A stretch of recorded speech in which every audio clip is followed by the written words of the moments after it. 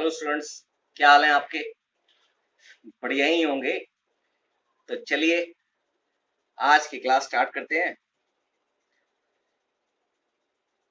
जैसा कि हमने पिछली क्लासों में पास्ट एसेसमेंट के बारे में पढ़ लिया था, और अब एक नया टॉपिक है, गारंटी ऑफ प्रॉफिट्स।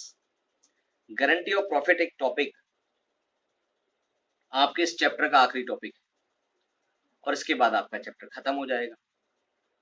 तो आपको तो पता ही है कि चैप्टर खत्म करने से पहले लाइक, सब्सक्राइब एंड शेयर जल्दी से कर दो।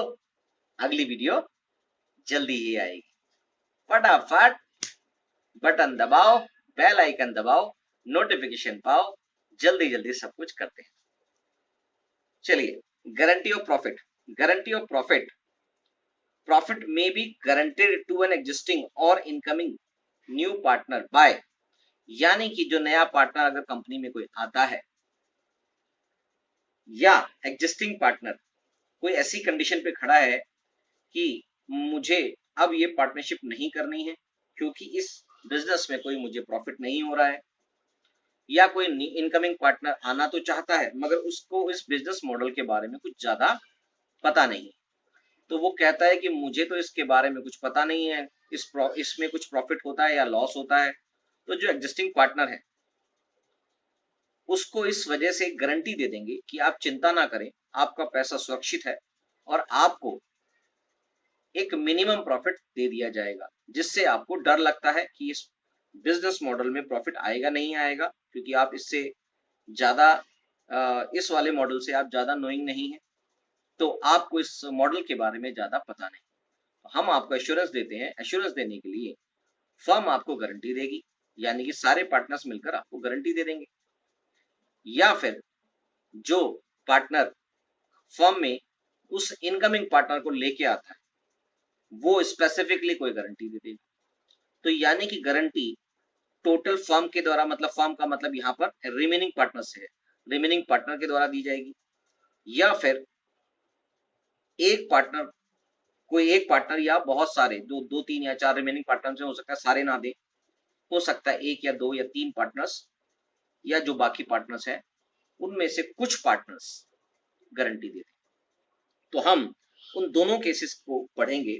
प्रॉफिट में be guaranteed to an existing और इनकमिंग पार्टनर बाय, दो केस हैं इसके अंदर, all the remaining partners in an agreed ratio, यानी कि जो गारंटी दी जाती है बाकी जो रिमेनिंग पार्टनर्स है, एक पार्टनर को छोड़ के जिसको गारंटी मिली हुई है, या कोई नया पार्टनर आ रहा है तो सारे पार्टनर्स मिलकर उसको कुछ गारंटी दे सकते हैं, या फिर वन और मोर ऑफ द एग्जिस्टिंग और ओल्ड पार्टनर्स, यानी कि जो पार्टनर्स को गारंटी मिली है उसको छोड़कर एक या बाकी दो या तीन जितने भी उसमें पार्टनर्स उसमें सारे ना देकर कुछ पार्टनर्स एक पार्टनर्स को गारंटी दे देते हैं कि भाई अब ये जो आपने प्रॉफिट से आपको जो लग रहा है कि प्रॉफिट शेयरिंग मेरे हिस्से में नहीं आ पाएगी, कंपनी को लॉस हो सकता है, इसका बिजनेस मॉडल मुझे समझ नहीं आ रहा, तो इस केस में वो उसको गारंटी देके अपनी पार्टनरशिप में रोक सकते हैं। इससे पार्टनरशिप चलती रहेगी और फर्म को कोई ज्यादा दिक्कतें नहीं आएंगी। तो चलिए अब इस केस को समझने के लिए पहले ये समझ लेते हैं कि अगर गारंटी मिल भी जाए तो क्या होगा। अगर गारंटी मिल जाती है, मान लीजिए तीन पार्टनर है, उसमें से एक पार्टनर को गारंटी दे देते हैं बाकी दोनों पार्टनर कि आपको मिनिमम 20,000 रुपीज मिलेंगे ही, और तीनों की रेशो इक्वल है, और कंपनी के अंदर 60,000 का प्रॉफिट आ जाता है तो उसको वैसे ही 20,000 मिल गए, या 70,000 का प्रॉफिट आ जाता है तो उसको मोर देन 20,000 मिल जाएंगे, या 80 या 1 लाख का प्रॉफिट आ जाता है तो भी उसको मोर देन 20,000 मिल जाएंगे। तो मोर देन 20,000 मिल गए मतलब उसको जो गारंटी मिली है उससे कहीं उसको ज्यादा, यानी कि 20,000 रुपए की अगर उसको गारंटी दी गई थी तो 20,000 रुपए से ज्यादा उसको पैसे मिल ही रहे हैं, तो इसके अंदर उसकी गारंटी से रिलेटेड कोई भी काम नहीं किया जाएगा, क्योंकि एग्जिस्टिंग पार्टनर के द्वारा कुछ सेक्रीफाइस करने की जरूरत ही नहीं है। इसलिए सारा का सारा जो उसको अपना हिस्सा मिला है, जो प्रॉफिट शेयर मिला है, वो सारा का सारा वो रख सकता है। तो यहाँ पर उसको लिख दिया गया है when the guaranteed partners share of profit is more than the guaranteed amount, यानी कि 20,000 से ज्यादा अगर हमने उसको गारंटी दी थी, उससे ज्यादा अगर उसकी प्रॉफिट शेयरिंग आ जाती है, his actual share of profit is given to him instead of the guaranteed amount of the profit. तो उसको एक्चुअल अमाउंट जो उसका बनता है प्रॉफिट शेयर में वो उसको दे दिया जाएगा, तब हम गारंटी को कंसीडर ही नहीं करेंगे। ठीक है सर। तो अब बात आती है केस वन। केस वन में आता है when all the remaining partners in an agreed ratio, guarantee मिलती है किससे? Guarantee of profits by all the remaining partners, सारे पार्टनर्स के द्वारा जो रिमेनिंग पार्टनर्स होते हैं एक पार्टनर को गारंटी दे दी जाती है। उस केस में क्या होगा? उस केस में एंट्री वही है कि अगर गारंटीड कोई पार्टनर देता है तो गारंटी देने वाले को डेबिट कर दिया जाएगा। अगर मैं इसकी जनरल एंट्री करूं तो ये लिखेंगे guaranteeing partners account debit to guaranteed partners.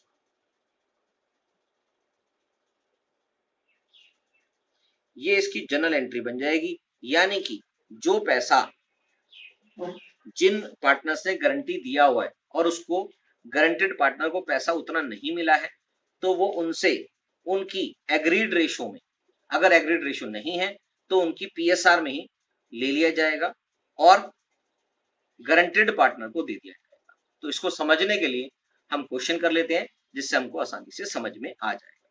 ठीक है सर, हम क्वेश्चन कर लेते हैं। तो इस क्वेश्चन को नए पेज से स्टार्ट कर देते हैं।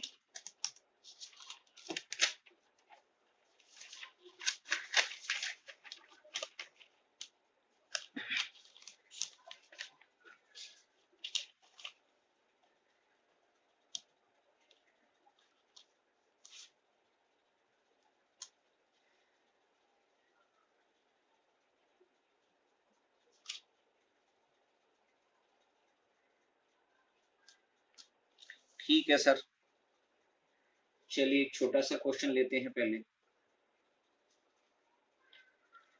क्वेश्चन है टीएस ग्रेवाल का, A B and C are partners in a firm sharing profits in the ratio of 4:1। ABC है, 4:1 की रेशियो में प्रॉफिट शेयरिंग बांट रहे हैं। It is provided that she shares in profit would not be less than 37,500, यानी कि सी को guarantee दी गई है 37,500 की। किसके द्वारा मिली है? कुछ क्वेश्चन में मेंशन नहीं है, तो इसका मतलब बाकी पार्टनर्स के, यानी कि ए और बी के द्वारा मिली है। Profit for the year ended 31 March 2019 was 1,57,500। Pass the general entries in the books of the firm, prepare P and L application account. ठीक है सर, तो हमारे पास जो प्रॉफिट आया हुआ है, वो जो प्रॉफिट आया हुआ है उसको हम बांट देंगे।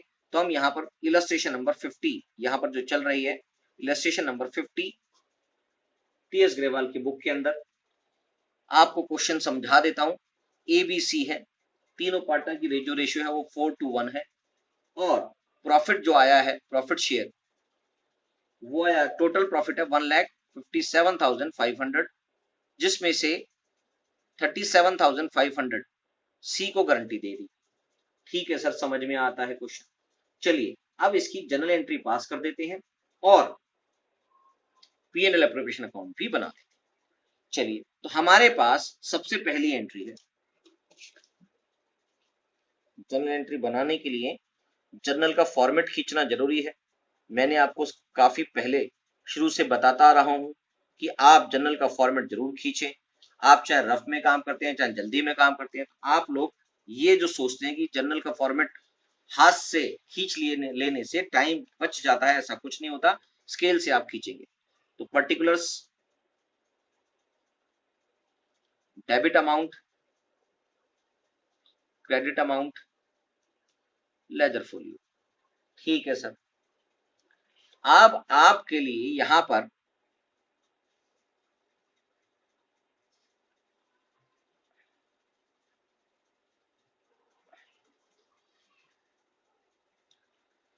हम बात करेंगे कि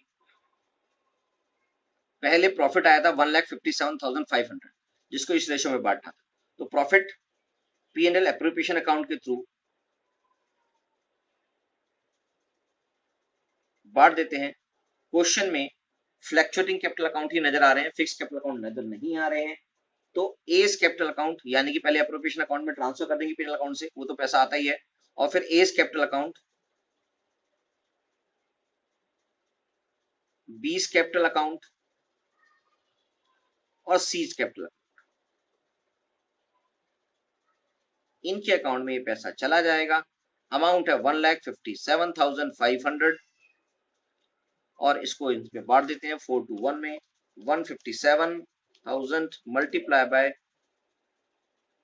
4/7, कुछ गलत आया, 1,57,000 मल्टीप्लाई बाय 6/7, 4/7, कुछ गड़बड़ आ रहा है क्या? 1,57,500 मल्टीप्लाई बाय 4/7, हाँ 90,000 रुपीज ए को क्रेडिट हो जाएगा और 1,57,000 मल्टीप्लाई बाय 2/7 क्या हो रहा है? 1,57,500, शायद 57,000 ही दब रहा है बार बार, मल्टीप्लाई बाय 2/7, 45,000 यहाँ आ गया और 1,57,500 मल्टीप्लाई बाय 1/7, 22,500 इसका आ गया। ठीक है सर, यानी कि बीइंग प्रॉफिट डिस्ट्रीब्यूटेड। ठीक है सर, ये वाली जनरल एंट्री समझ में आती है। दूसरी एंट्री है profit and loss appropriation account में तो बांट दिया, मगर उसको गारंटी मिली हुई थी सी को, तो सी की कैलकुलेशन हम कर लेते हैं। सी की कैलकुलेशन करने के लिए हमारे पास अमाउंट है टोटल 37,500 का, तो 37,500 के हिसाब से देख लेते हैं। तो सी शेयर कितना है, यहां पर हमने निकाल लिया है 22,500। गारंटी कितनी है, वो है 37,500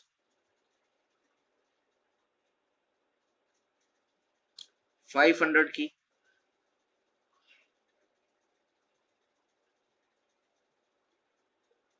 $15,000 की शॉर्टफॉल है ये, शॉर्टफॉल यानी कि इतना अमाउंट इसको प्रॉफिट का जाना बाकी है, जिसको ए और बी देंगे, और ए और बी के लिए कोई भी एग्रीड रेशो के बारे में नहीं लिखा है।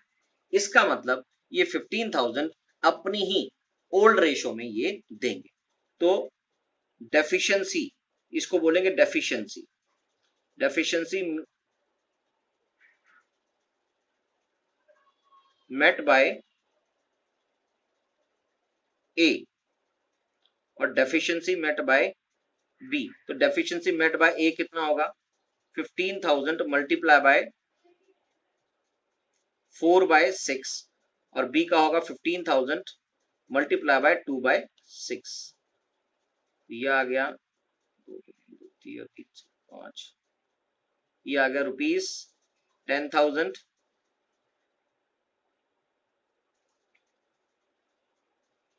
₹5,000, यानी कि ए बियर करेगा 10,000 और बी बियर करेगा 5,000। तो इसकी भी एक जनरल एंट्री के थ्रू हम इसकी एंट्री पास कर देते हैं। जो अभी हमने एंट्री बताई थी आपको कि गारंटिंग पार्टनर अकाउंट डेबिट, जिन्होंने गारंटी दी हुई है उसका उन पार्टनर्स का अकाउंट डेबिट हो जाएगा। तो A's capital account debit, B's capital account debit, और जिसको पैसे जाने, जिसको गारंटी मिली हुई है वो है सीज, तो सीज कैपिटल अकाउंट क्रेडिट। ठीक है सर, अब हमें ये वाला क्वेश्चन समझ में आ गया है। तो इनको मिलेगा 10,000 रुपीज, ए को 10,000 रुपीज डेबिट, 5,000 रुपीज डेबिट और 15,000 रुपीज दे दिया जाएगा सी को, being guarantee of profit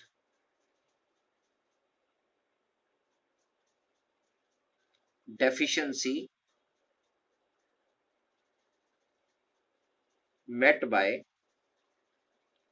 remaining partner in 4:2। इस तरह से ये वाली जनरल एंट्री हो जाएंगी। और ये क्वेश्चन कंप्लीट हो जाएगा। मगर इस क्वेश्चन में उसने बोला है पीएनएल एप्रोप्रिएशन अकाउंट भी प्रिपेयर करना है।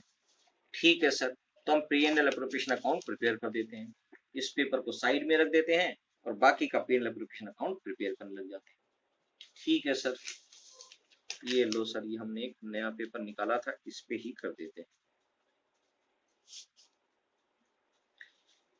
PNL account appropriation account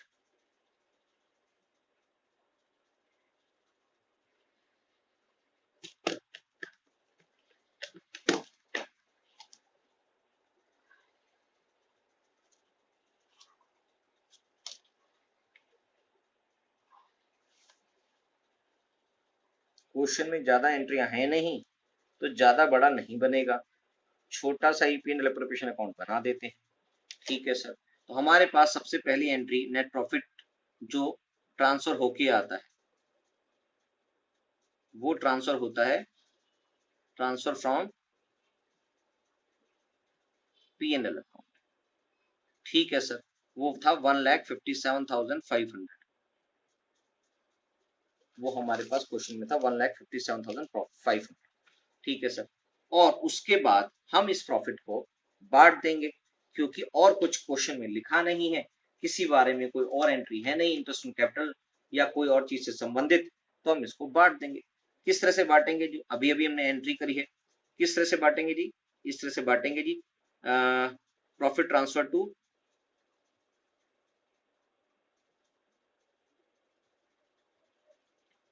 ए's capital account, B's capital account और सी's कैपिटल अकाउंट। ठीक है सर, तो इनको अभी अभी हमने पैसा निकाला था, एक को जा रहा था 90,000, 45,000, 22,500, तो 90,000 इसको दे दो सर, 45,000 इसको दे दो और 22,500 इसको दे दो। ठीक है सर, मगर अभी कुछ और करना बाकी है, यानी कि कुछ पैसा आएगा और कुछ पैसा जाएगा। तो ये पीएनएल अकाउंट के अंदर इनको पैसा यहाँ से देने की जरूरत नहीं थी, अभी कुछ डेफिशिएंसी भी हमें ट्रांसफर करनी थी, तो इसको अभी हम ठीक करेंगे, क्योंकि डेफिशिएंसी हमने डाली नहीं है। तो to profit transfer to A's capital account, थोड़ा सा और बड़ा करना पड़ेगा इसको, कटिंग हो गई है ऊपर, इसलिए ऐसा हो गया।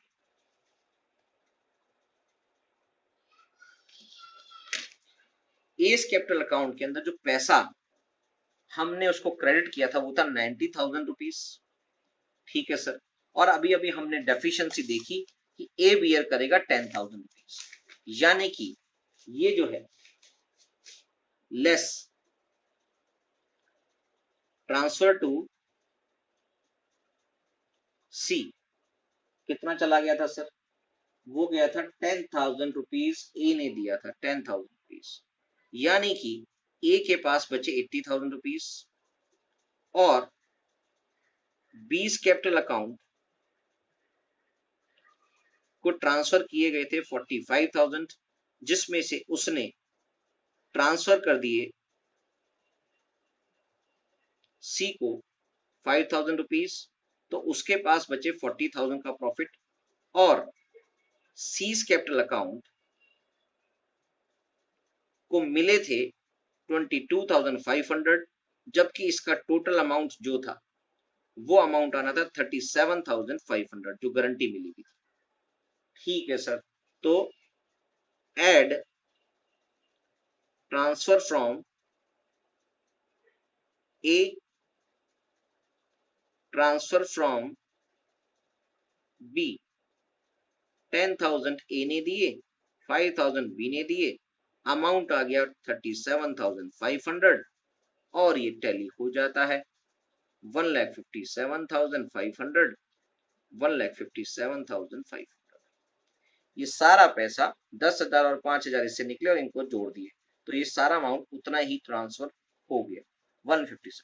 इस तरह से ये कंप्लीट क्वेश्चन हो जाता है। ठीक है सर, समझ में आ गया।